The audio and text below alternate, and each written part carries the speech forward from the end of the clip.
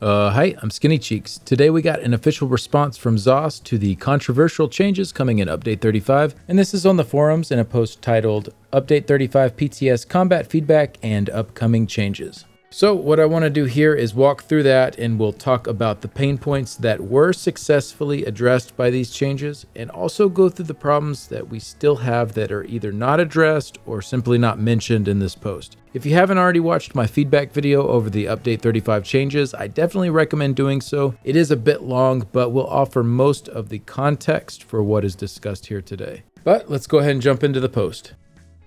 Greetings everyone, we'd like to update you all on where we are at with the PTS feedback we have seen and our plans of action. Firstly, we'd like to thank everyone who has taken the time to go through the changes and hop on to the PTS to get hands-on experience before submitting their feedback. The sheer amount of data and in-game application has helped us tremendously to hone in on the problem spaces that the larger sentiments have pointed out, and has also given us a better idea of how to isolate and tackle those problems. Let's quickly go over the main themes we would like to improve on. There are three main issues we would like to address with some targeted adjustments in next week's PTS patch. These mainly pertain to damage and healing over time effects, as we found those have been the focus of the majority of conversations between all types of players. The first is the loss of reactive gameplay with ticking area of effect-based abilities, where delayed tick rates make them feel far less reactive to their surroundings and further punish their lack of mobility as such. The second is how the extension of durations on area of effect-based abilities actively harms their effectiveness, since their power has been stretched out over a longer period, further increasing their risk of targets not staying in the area. The final is how ESO has always been a game about choice, and how global standards can overdefine the reality of ability portrayal and can actively harm that idea. Now, let us go over what you are probably really here for, what we are doing to address these points. So I just want to say I am glad that they're listening. I'm glad that they are responding, and the things that they are responding to here in this post are indeed some of the larger pain points of Update 35.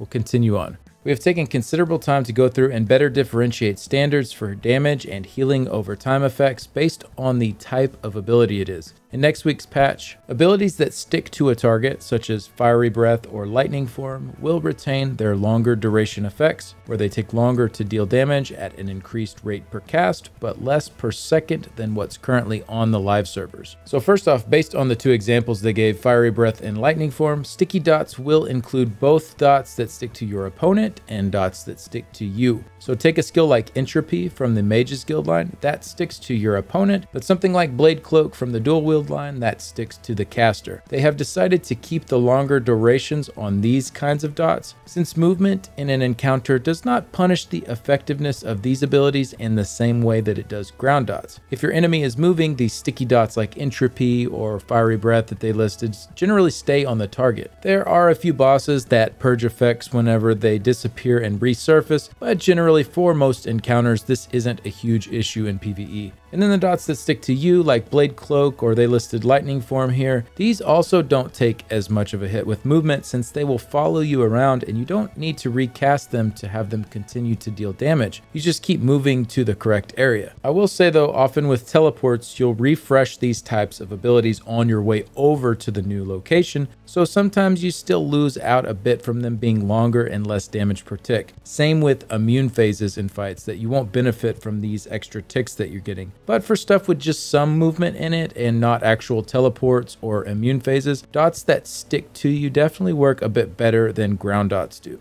Now, I'm not sure if we'll see DPS adjustments on these from what they were in week 1 of the PTS. The wording is a little unclear there. It says they'll take longer to deal damage at an increased rate per cast, but less per second than what's currently on the live servers. But that describes what we already had in week 1 of the PTS for most of these types of abilities. So it seems likely that these are in the same general ballpark as what we saw on weeks 1 and 2, but that's one of the things we'll have to wait on and see. Let's go ahead and read on. Meanwhile, abilities that are bound to a static area, such as Wall of Elements or Spear Shards, will have shorter durations, closer or identical to their current versions on the live servers, and less damage per cast, but more damage per second than their sticky counterparts. We have also adjusted the cost to be higher than those sticky abilities, but will still cost less than what they currently do on the live servers. So it's nice to know that the costs are coming down a bit from what we currently have on live. I think that will be nice, especially for builds that haven't leaned as heavily fully into the hybrid meta, as sustaining mostly one stat has been atrocious the past couple of patches, so maybe this will ease that pain a little bit. As for the ground dots, going back to their previous links, I think this is the right call. Having 20 seconds on my unstable wall isn't really that beneficial if a boss is moving around every 12 seconds. So overall, in my opinion, the direction here is better than what they previously had for weeks 1 and 2. Is it better than what we have on live? I don't know. It's hard to say. We'll have to see what all the timers end up looking like. I'll go over some concerns in a bit, but I do think this makes a lot more sense to have the sticky dots last longer since they aren't nearly as punished by movement, and having ground dots that are severely hurt by movement not last as long, but instead more densely packed with damage per second. But let's go ahead and continue reading. The standard details are as follows. Sticky overtime effects will retain their initial PTS iteration of 20+ second durations, 2-second frequencies with a 0.105 coefficient potency per second, their scaling modifier divided by time, and a baseline cost of 135 per second. Static overtime effects will return to their original duration of 10 to 15 second durations, 1-second frequencies with 0.14 coefficient potency per second. So they say this is down from 0.1575 on live, but up from 0.105, which is what we saw on weeks 1 and 2 of the PTS, and a baseline cost of 270 per second. It's our hope that these new standards will better differentiate the gameplay realities these skills have, reinforcing their strengths and weaknesses while making them easier to engage with in some ways than compared to what's currently on live, easier to manage sticky effects, and overall significantly less cost per second drains. So from a practical combat standpoint, I think it at least makes more sense than the previous iteration. I still am concerned about them bringing the damage of these dots down from what they are on live, but I'll get into that more a bit later in the video when we go through a checklist of what they have successfully addressed and what they haven't. We'll continue on. We have also spent more time looking at durations of where certain skills are sourced and are going to give them baseline timers that follow a common denominator. For example, Stampede will remain a 15-second effect as Carve's final duration is 30 seconds, making it easier to create a rotation where you can align a ratio of casts to one another. We hope these differing standards allow you to better decide what type of pacing your build utilizes. If you prefer a higher risk and reward playstyle that is more challenging to keep up and manage, you can opt to take static overtime abilities. Alternatively, if you want easier to utilize and safer skills with less risk, you can choose to use more sticky overtime abilities, or a blend of both depending on the encounter or build you're playing against.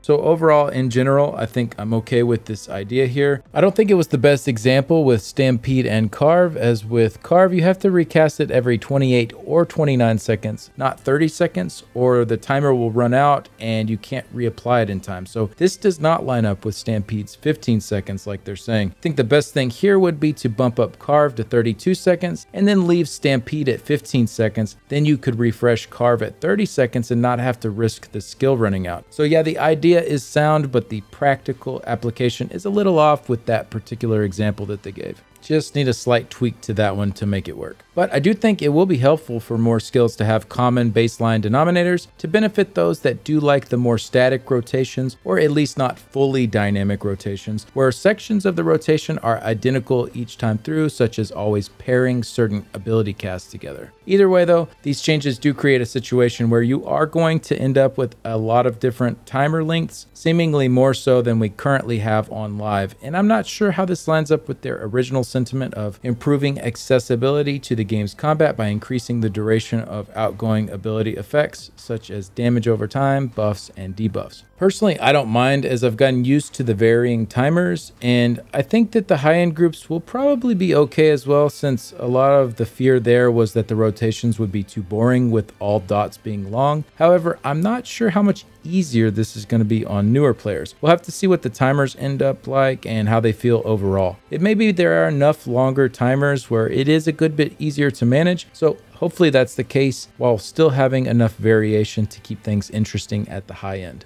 And continuing on to the last paragraph here. After these changes go in next week, we will continue to monitor feedback and act accordingly where deemed necessary, so please continue to provide constructive takes and discussions. Note that we are already planning some additional changes for Sorcerer and Warden based on your feedback that will go on the PTS before Update 35 launches. A friendly reminder that providing data always helps us far more than anecdotal feedback, though both are still welcome. Finally, thank you all for your patience and time in helping us improve upon these areas. May your roads lead to warm sands. So again, thank you, Gilliam, for giving us a response to this. I really do appreciate the communication. I know you guys have a lot on your plates at the moment, and I hope we can continue to work through this together.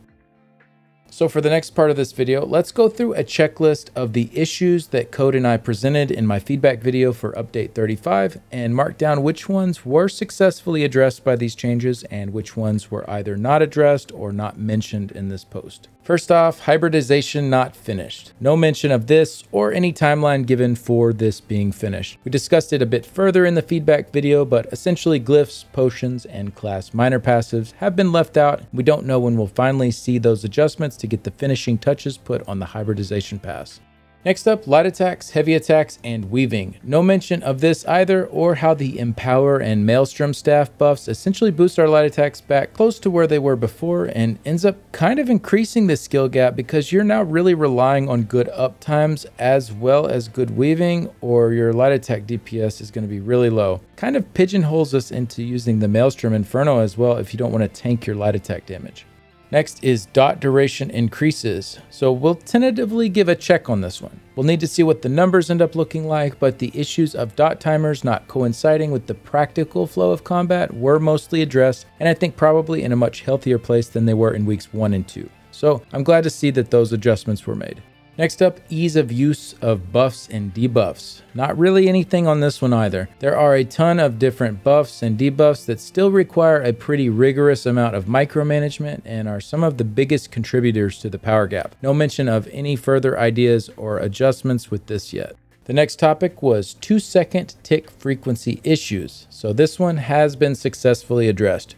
Ground damage over time and healing over time effects should be back to the 1-second intervals between ticks. This will negate the enchantment issues that we discussed with not being able to keep our enchantments up 100% of the time, and it should also help the issue of people dying to too many ticks of damage in between the healing ticks. While the healing values do seem like they will be less than on the live servers, I don't think that this causes nearly as much of an issue as having the tick frequency did. We generally have plenty of healing power as long as we are consistently able to benefit from that healing. We'll have to wait and see how those sticky heals over time do, as those do seem like they're going to stay at the 2-second frequency. And for PvP, I've seen a lot of people point out that this really doesn't address the healing problem there, as the big issue in PvP is the stacking of multiple heals. So if you have 8 members in a group and they're all running regeneration, everyone is benefiting from all of those ticks and it gets a bit overwhelming. And so the 2-second frequencies won't really do a whole lot to address that when there are so many stacked up on top of each other. This really isn't a thing in PvE, as you generally don't have more than 2 healers, so maybe they could consider limiting healing effects to only 2 of a specific ability type per person, and then any applied beyond that would have no effect. Again, this would be fine for PvE since you generally only have 2 healers anyways, whereas in PvP, this would limit some of the crazy healing potential that these ball groups have. But regardless, definitely a step in the right direction, getting our ground dots and HOTS back to 1-second frequencies.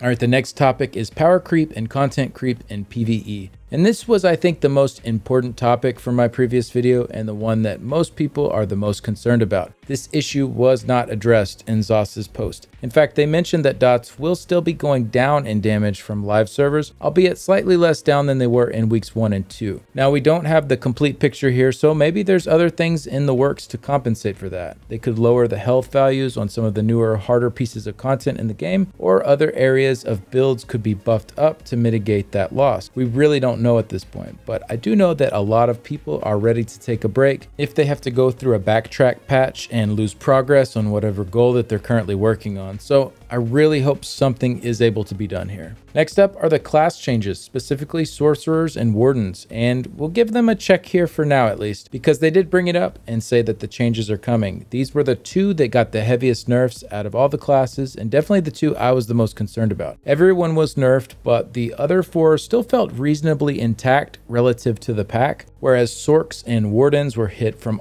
all kinds of different angles. So we didn't get any specifics on what's coming, but it was still encouraging to see them calling out these 2 classes, and it shows that they are on the right track with the class feedback.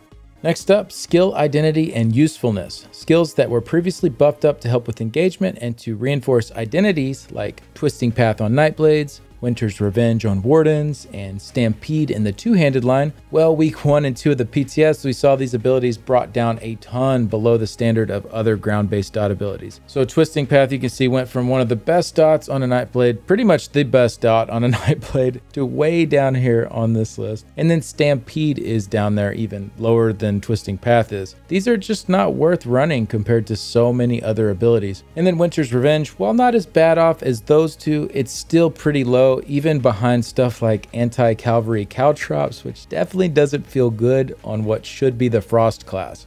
Well, after spending so much time with all this and digging through all of this enough, I do have a theory on why these abilities ended up this way. So ZOS actually made a statement early on in this post saying, global standards can overdefine the reality of ability portrayal and can actively harm that idea. At first I read this, I wasn't really sure what the hell they were talking about, but I think abilities like those I just mentioned, though there are others as well, are the ones targeted with this statement. So let's dig into it a little bit. The base morph of Twisting Path, Path of Darkness, starts off as a group-wide major expedition first and foremost, and then it only gets damage or healing based on your morph that you choose. With Winter's Revenge, the base morph starts off as a dot that is based on your max health, not on your offensive stats. It's only through morphing it that it becomes a useful ground dot that damage dealers can use and can be placed at a certain location. And then with Stampede, that base morph critical charge, it starts off as a gap closer ability, and only through the Stampede morph does it get a damage component. Are you starting to see a theme here? I think that why these abilities were so much lower compared to other dot options going into update 35 is because they were standardized based on their base morph functions rather than the way that they are actually used in combat once they are morphed. So let's take a look at Nightblades here with Lotus Fan. This also starts as a gap closer with Teleport Strike and then gains a damage over time with the Lotus Fan morph, which is exactly what Stampede does. And if you compare, they have identical tooltips. In contrast, a number of other dots, let's use Wall of Elements as an example, they're already damage focused before you morph them, and then they get a new unique function that is added on top of that damage. Well, those kinds of dots all seem to turn out okay with update 35, but the ones that morphed into a damage option did not. So I'm pretty sure, though I'm not positive, that is at least in part what that line from ZOS is referring to, saying global standards can overdefine the reality of ability portrayal and can actively harm that idea. So I'm not giving them an X or a check for this particular section because I'm not 100% sure where they're going with all this, but I think they're on the right track, and I'm hoping that means these kinds of abilities will be properly adjusted and that the balance won't be so rigid based on certain classifications of a specific ability.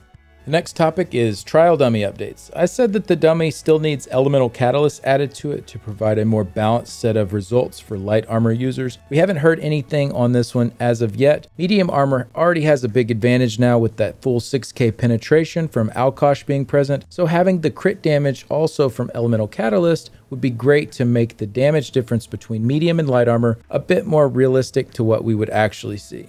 And then finally, bugs and oddities. I didn't see anything from this topic here. There were a number of issues, but I didn't really expect them to come up in this kind of post. But there are certain skills that are scaling or not scaling with stats that they should, like Carve and Mystic Orb with the Necromancer's Rapid Rot passive, or Flurry getting boosted by both Thaumaturge and Master at Arms when it should just be Master at Arms. Also, several of the weapons from arenas are not working properly, most likely due to the skills and dot timers changing.